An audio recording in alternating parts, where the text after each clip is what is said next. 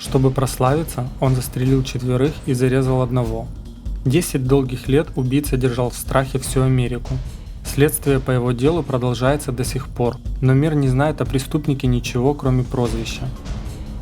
Маньяк, которого не удалось найти, на след которого не удалось даже выйти, но при этом маньяк, который вел регулярную переписку с полицией и СМИ Сан-Франциско, как одного из крупнейших городов штата Калифорния, ставшего для него основным полем для действий.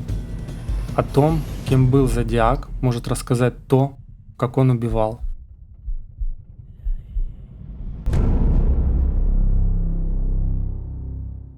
Это история самого загадочного и неповторимого убийцы, которая началась в 1968 году с серии нападений и убийств на молодых людей в безлюдном месте. Сценарий событий был похож один на другой, будто был срисован под копирку. Парочка влюбленных приезжала в тихое местечко на свидание. Не заставляя себя долго ждать, появлялся подозрительный автомобиль, который парковался непосредственно за ничего не подозревающими молодыми людьми. Молча и хладнокровно незнакомец подходил сначала к водительской двери и открывал огонь по парню, а затем расстреливал девушку. Первым из убийств, которое совершил Зодиак, было убийство Бетти Дженсен и Дэвида Фарадея на озере Герман, вблизи небольшого городка неподалеку от Сан-Франциско.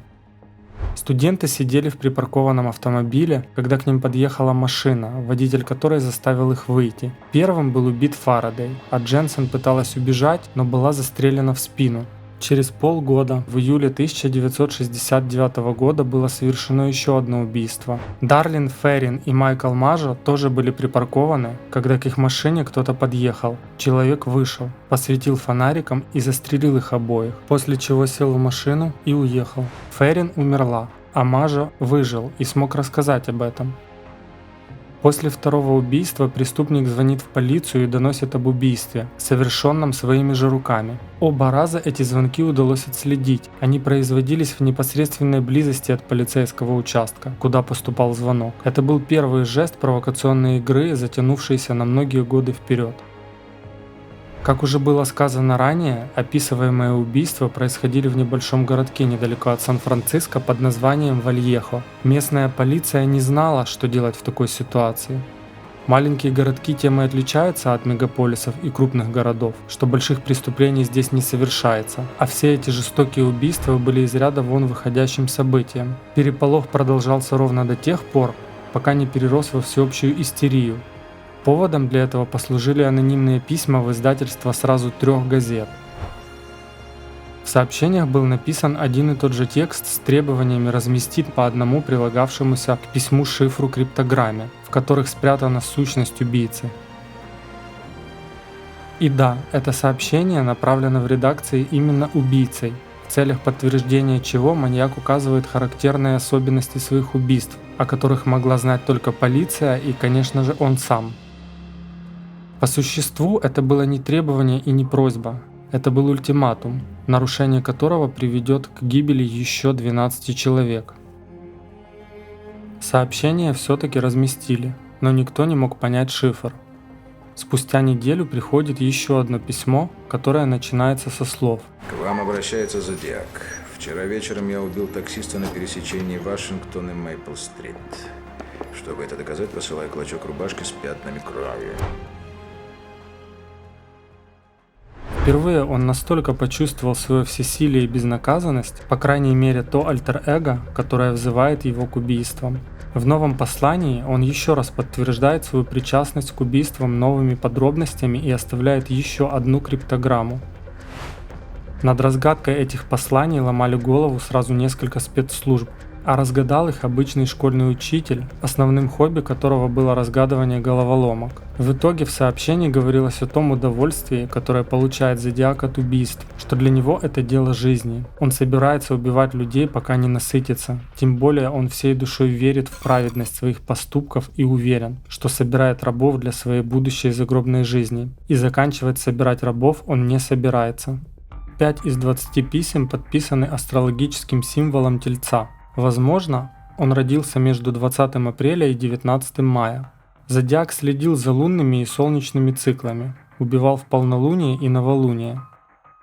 Кэтлин Джонсон похищена в день весеннего солнцестояния. Предположительная жертва Донна Лес похищена и убита в период осеннего солнцестояния. Все нападения совершены либо на Рождество и День независимости, либо субботним вечером или ночью. Следователи пришли к двум выводам. В будни Зодиак работал, а свободное время из-за отсутствия семьи позволяло тщательно планировать преступления и общаться с прессой.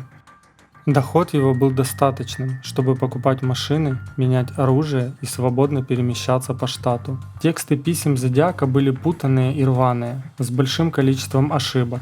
Это может быть признаком языковой безграмотности, симптомом дислексии или умышленной игрой со следствием. Будучи искусным вруном, Зодиак обижался и злился, когда его уличали во лжи. Тогда угрожал местью, новыми убийствами или взрывами. В экстренных ситуациях действовал спокойно. Покидая места преступлений, двигался навстречу полиции и звонил копам из телефонов-автоматов возле полицейского управления, чтобы похвастаться преступлениями.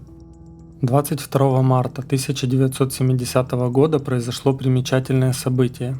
Жертве Зодиака удалось не только выжить, но и сбежать от маньяка. Кэтлин Джонсон со своей 10-месячной дочерью направлялась к своей маме. На дороге ей начал сигналить посторонний автомобиль. Она остановилась и стала ждать, пока водитель потревожившего ее транспорта разъяснится. Тот подошел к водительскому сиденью и сказал, что у женщины разболталось одно из колес, и он готов помочь с починкой. Как только он завершил работу, тут же уехал. Девушка, ничего не подозревая, решила продолжить свой путь, но только она отъехала, как у нее отвалилось колесо. В мгновение ока подъехал ее новый знакомый и предложил довести ее до ближайшей АЗС или ремонтной мастерской. Долгое время, провозив девушку по округе, он пропустил несколько станций заправок, на что девушка задалась логичным вопросом, почему они там не остановились. Водитель ничего не ответил, продолжая движение в неизвестном направлении. Затем он остановился и сказал, что сначала убьет ее, а затем выкинет в окно ребенка. Чего не ожидал Зодиак?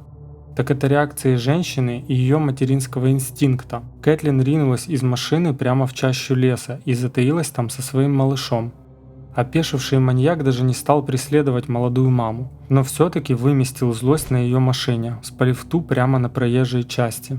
В течение 70-го года Зодиак отправлял свои сообщения в редакцию газеты «Сан-Франциско Хроникл», где постоянно глумился над беспомощностью полиции, оставляя в конце каждого сообщения приписку, последняя из которых, датированная тем годом, выглядела так.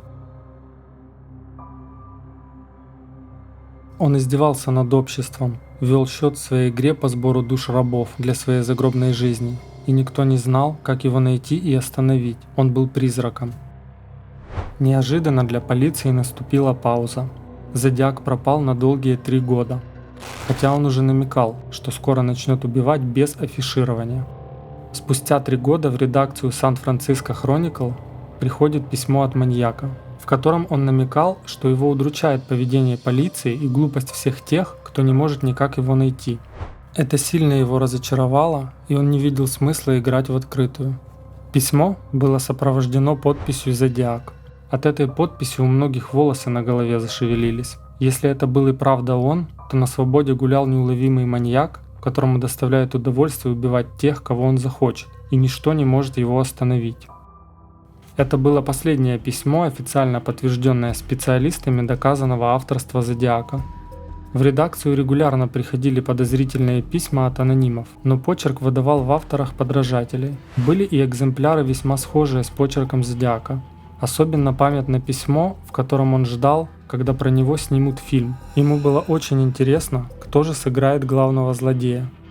За все время расследования под подозрением было около 2500 человек. По косвенным доказательствам на роль главного подозреваемого наиболее подходил некто Артур Аллен, но анализ ДНК с марок на конвертах, присланных маньяком Зодиаком, и ДНК Аллена не совпадали. Весомых доказательств против него не было. В 2007 году некий Деннис Кауфман заявил, что его отчим Джек Таранс был Зодиаком, но и те доказательства, которые он передал в ФБР, оказались неубедительны. В 2009 году Дебора Пэрис утверждала, что убийцей Зодиаком был ее отец, Гай Хендриксон, умерший от рака еще в 1993 году. За 53 года поисков Существовало множество имитаторов и подражателей Зодиака. Его письма о неумелых действиях полиции напоминают признание Джека Потрошителя. И по сей день Зодиак остается одним из самых загадочных маньяков, личность которого так и не установлена. Это нераскрытое дело легло в основу двух фильмов: триллера «Грязный Гарри» 1971 года с Клинт Иствудом в роли крутого полицейского и детективной драмы «Зодиак» 2007 года с Робертом Дауни-младшим и Марком Руффало.